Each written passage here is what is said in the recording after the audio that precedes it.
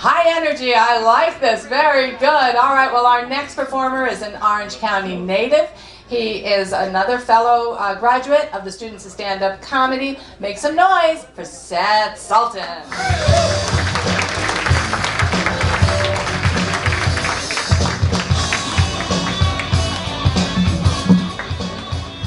Okay, so it's good to be here for the reunion show. I'm a member of the class of sometime in the past 5 years.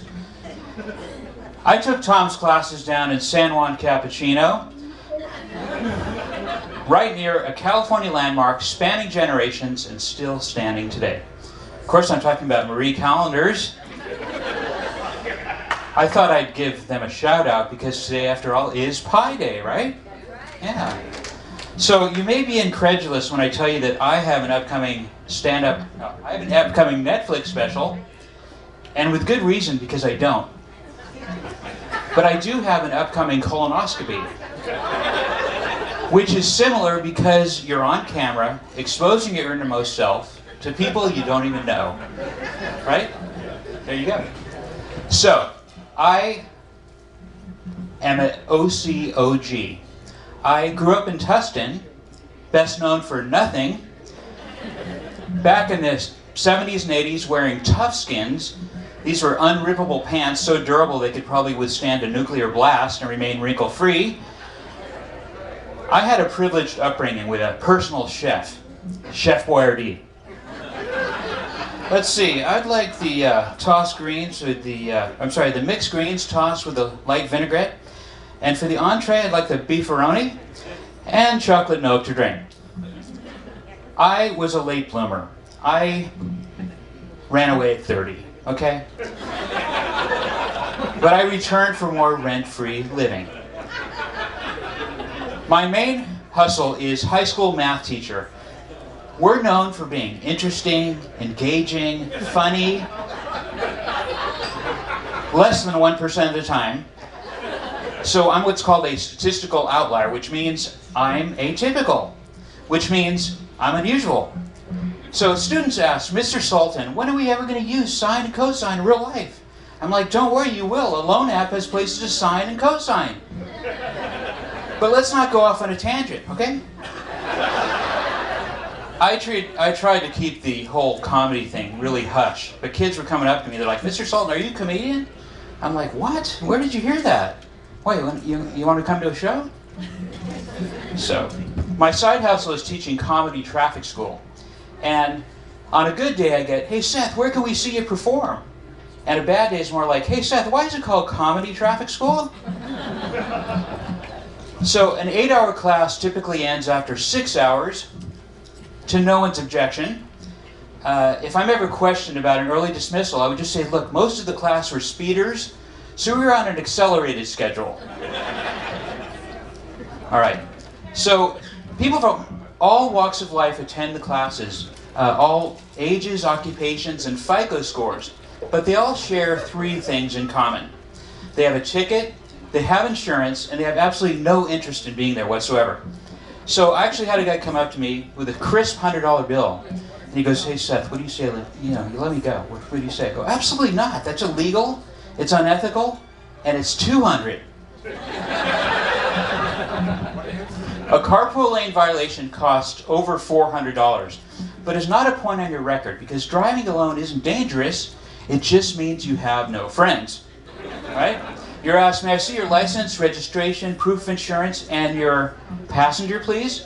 You're like, yeah, let me pop the trunk, my mother-in-law's in the back. Okay, fair enough. You don't need a carpool, okay? You just need a passenger, an infant, a child.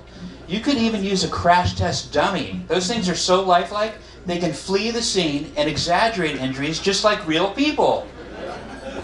There's even a crash test teenager. Here's how you can tell.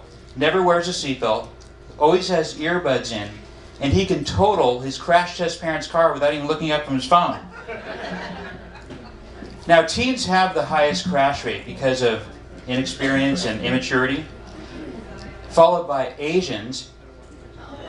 No, I'm kidding. It's a stereotype. They have the highest math scores, though. The second highest crash rate belongs to seniors because They may forget to signal. They may forget to cancel a signal. They may not use a booster seat like they should.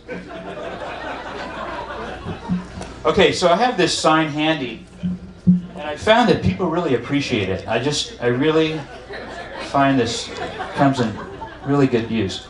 Now, I flashed this sign once, and it was greeted with middle digital communication. Now, the vehicle code refers to wireless telephones. Do we even need the term wireless? Isn't that a given? Or just someone out there with a landline, like 50 miles of cord running around and driving around? Hello? Okay. If you're stopped for suspected DUI, you're asked, have you had anything to drink this evening? Just say, I had to. There's a 2-drink minimum. You can no longer submit a urine sample as one of the tests. Did you know that? Whose idea was that? I'd like to hear the rationale behind that decision. Well, we decided that alcohol is a diuretic, making it the most feasible and practical test of all, so I guess we'll cancel that one. Did you know the open container law does not apply if the container is empty? Did you know that? It's almost like the law is saying, if you open a beer, finish it. All right, so a long time ago, a guy received a red light camera ticket in the mail requesting payment of $150. So he wrote a check for $150, took a picture of the check, and mailed the picture to the court. In return, he got a picture of handcuffs. True story, but you couldn't pull that prank today. You know why? They would just deposit the check using the picture, right? Okay, so here's what you can do, though. You can do the following. They need a clear picture of the driver. So if you think you won't make it in time, at the very last moment, unleash a blast of windshield wiper fluid for maximum blurriness. Give it a try. Another approach is you can always wear a disguise. Some kind of mask, wig, fake mustache. And finally, you can always drive a British car with a steering wheel on the other side. That way they get a clear picture of an empty seat. All right, so I'm going to leave you these wise words. Keep your eyes on the road, keep your hands on the wheel, and keep your windshield wiper fluid topped off in case you have a photo finish. Thank you very much.